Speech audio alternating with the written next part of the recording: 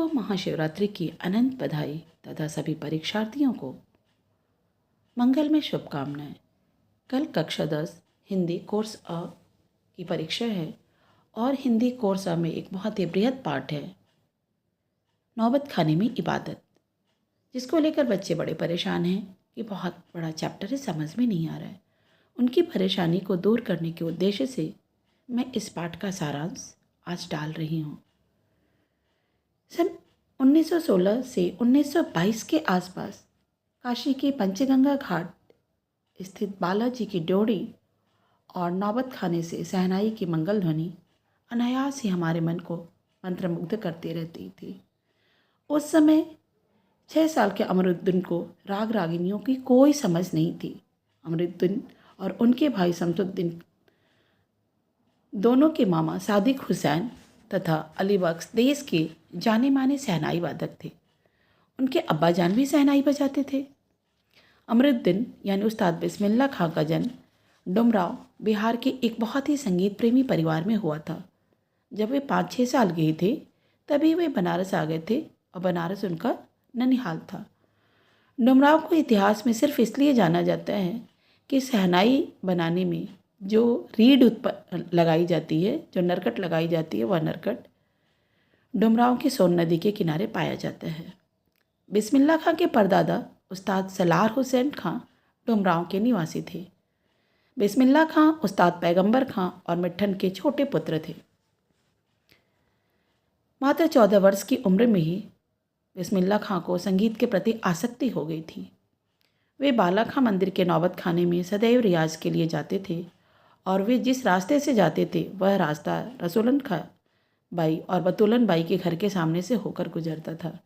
इन दोनों की ठुमरी, ठप्पी, दादरा, तरह तरह की बोलचाल, बनाव, इनका उनके जीवन पे बहुत ही महत्वपूर्ण छाप पड़ा।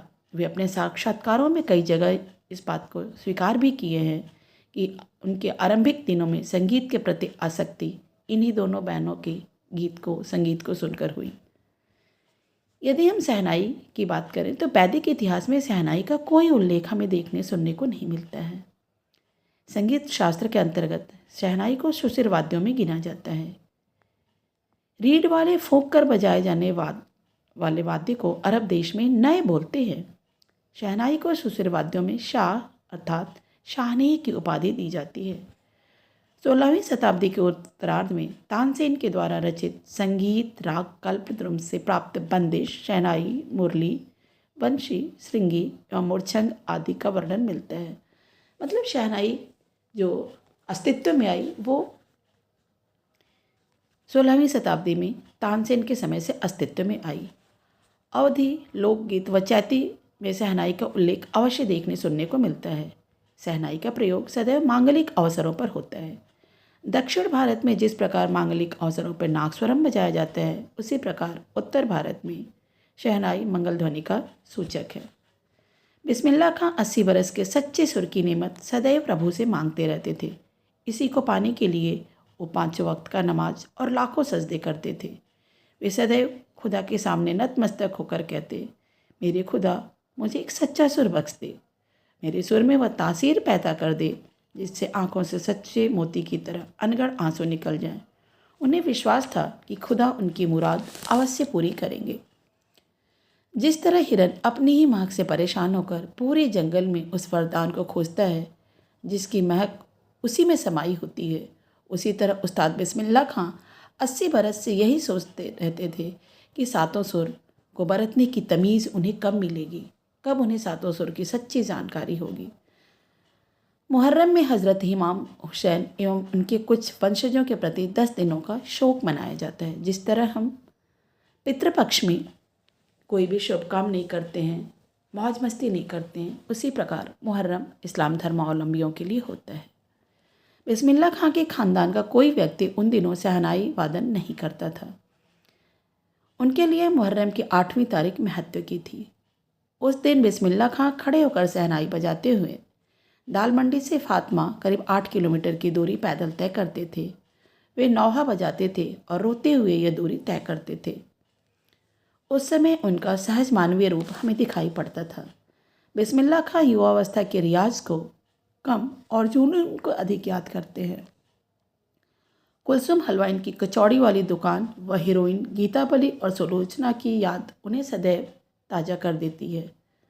वे इन दोनों हीरोइनों के बड़े ही फ़ैन थे। उनकी रहस्यमय मुस्कुराहट और खिस से हंस देने की ईश्वरीय कृपा आज भी कायम है। जब वे मात्र 4 साल के थे तब नाना की शहनाई ढूंढते और कहते, लगता है मीठी वाली शहनाई कहीं और छुपा कर रखते हैं। मतलब वो कमरे में घुस जाते, शहनाई खोजते, बजाते, और जब उनसे नहीं अच्छी बजती तब उन्हें लगता है जो शहनाई मीठी बजती है वो ये लोग कहीं और छुपा के रखते हैं।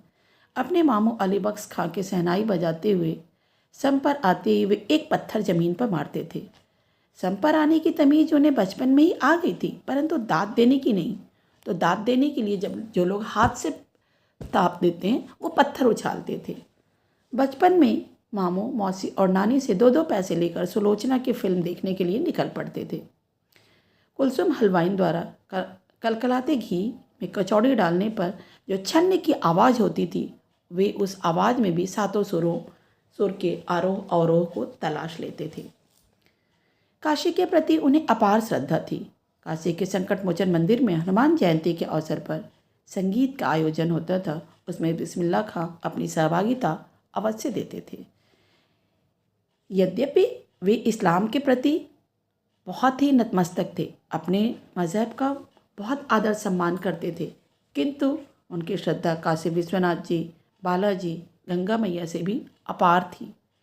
काशी से बाहर रहने पर वे जिस दिशा में मुँह करके थोड़ी देर शहनाई अवश्य बजाते थे। मतलब जिस वो काशी के बाहर रहते थे तो काशी की तरफ, विश्वनाथ जी की तरफ, बालाजी की तरफ मुँह करके थोड़ी देर शहनाई बजाने के बाद ही अपना कार्यक्रम शुरू करते थे।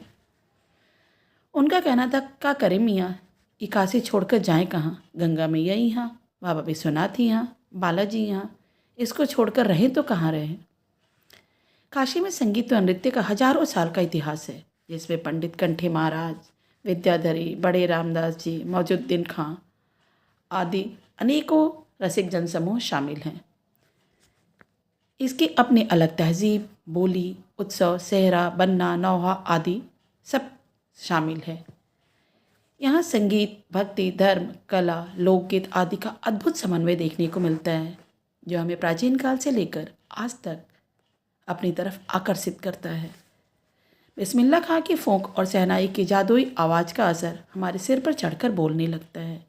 खां साहब ताल राग के साथ शहनाई में 7 सुर के साथ ही परवरदिगार, गंगा मैया और उस्ताद की नसीहत लेकर निकल पड़ते। दुनिया जब भी उनकी प्रशंसा करती तो वे ईश्वर की कृपा बताते, यह सब ईश्वर की कृपा है, मैंने कुछ नहीं किया है।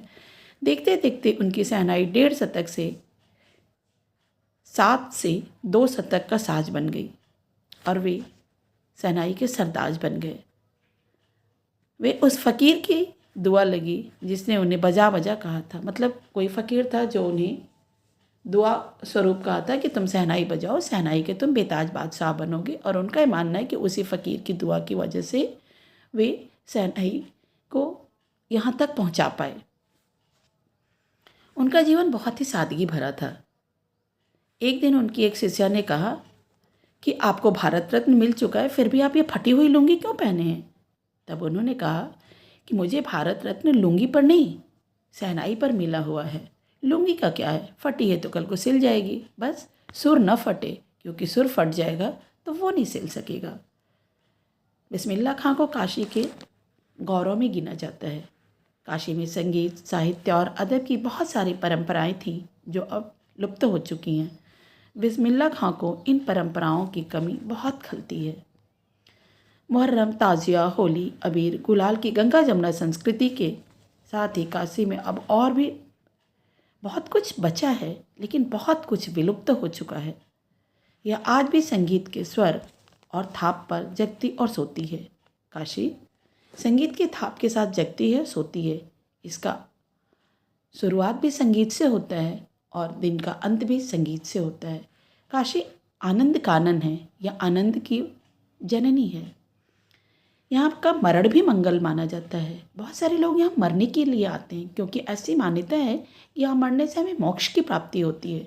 तो यहाँ का जीना ही नहीं, यहाँ का मरना भी बहुत मंगलकारी माना जाता है। काशी के पास उस्ताद बिस्मिल्लाह खां जैसा लय और सुर की तमीज़ रखने वाला एक नायाब हीरा है जो इस्लाम और हिंदू धर्म को सदैव जोड़ने का कार्य करता है। बिस्मिल्लाह खां को भारत रत्न, पद्म विभूषण, संगीत नाटक अकादमी पुरस्कार और अनेक विश्वविद्यालयों की मानद उपाधियों से अलंकृत किया गया। बिस्मिल्लाह खां साहब भविष्य में भी हमेशा संगीत के नायाब हीरे बने रहेंगे। यह नायाब हीरा 90 वर्ष की आयु में 21 अगस्त 2006 को संगीत रसिकों की हार्दिक सभा को छोड़कर सदा सदा के लिए विदा हो गया। उनकी सबसे बड़ी देन यही है कि उन्होंने संगीत को संपूर्णता व एकाधिकार से सीखने की जिज्ञासा को अपने भीतर सदैव जिंदा रखा और उसी के साथ उन्होंने हमें भी सिखाया कि यदि हमें कुछ सीखना है तो उसके लिए ज़रूरी है अपने अंदर जिज्ञासा को कायम करना। धन्यवाद।